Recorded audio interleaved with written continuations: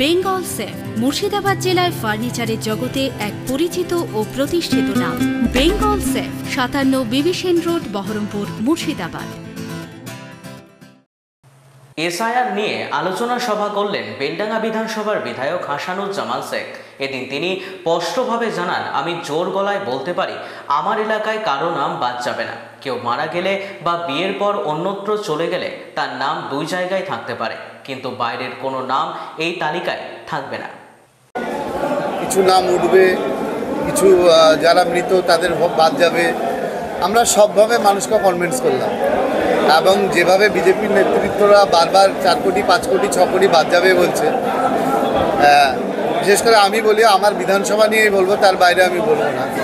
আমার বিধানসভায় এরকম কোনো লোক পাবেন না যাদের নাম বাদ যাবে। হতে পারে মৃত ভোটার 2-4টে থাকতে পারে, বা 2 জায়গায় নাম, হয়তো কোনো মেয়ের বিয়ে হয়েছে, এখানেও আছে ওখানেও নাম আছে, এরকম ঘটনা ঘটে থাকতে পারে। তাছাড়া আমার বেলডাঙ্গা বিধানসভায় বাংলাদেশের কোনো ভোটার দায়িত্ব নিয়ে বলতে পারি আমার বেলডাঙ্গা বিধানসভায় নেই, একদম দায়িত্ব নিয়ে বললাম।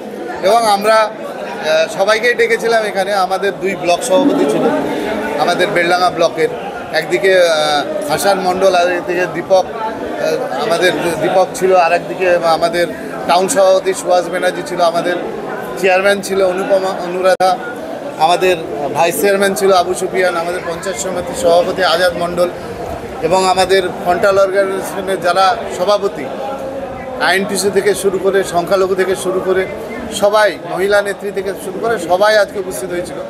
পঞ্চায়েতের মেম্বার, কর্মদক্ষ পঞ্চায়েত সমিতির মেম্বাররা এবং গুরুত্বপূর্ণ নেতৃত্ব, বুথ সভাপতি যারা বিএলএ আছে, তারা একদম সবাইকে আমরা ডেকেছিলাম।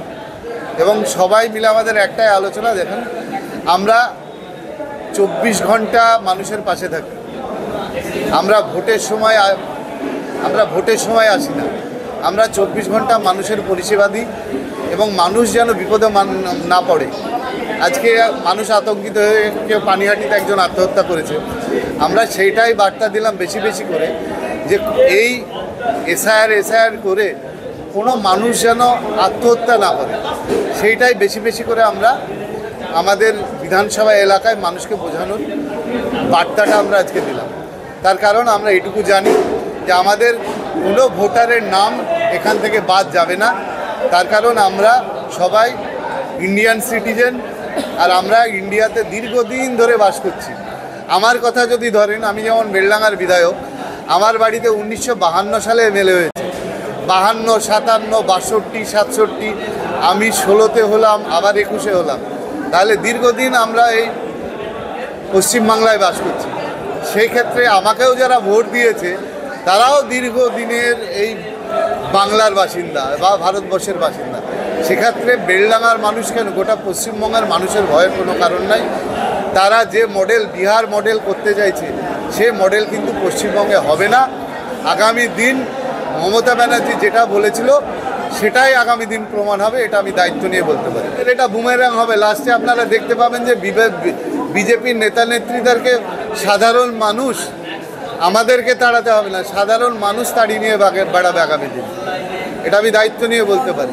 যাদের নাম বাদ যাবে, বিশেষ করে আপনারা দেখতে পাবেন যে কৃষ্ণনগর, রানাঘাট থেকে আরম্ভ করে এই এলাকায় যারা আমাদের মতুয়া সম্প্রদায়ের ভাইরা আছে, দেখবেন তারা বিজেপির নেতা নেতৃত্বকে তাড়িয়ে নিয়ে বেড়াবে। বেঙ্গল সেফ মুর্শিদাবাদ জেলায় ফার্নিচারের জগতে এক পরিচিত ও প্রতিষ্ঠিত নাম। বেঙ্গল সেফ ৫৭ বিবি সেন রোড, বহরমপুর, মুর্শিদাবাদ।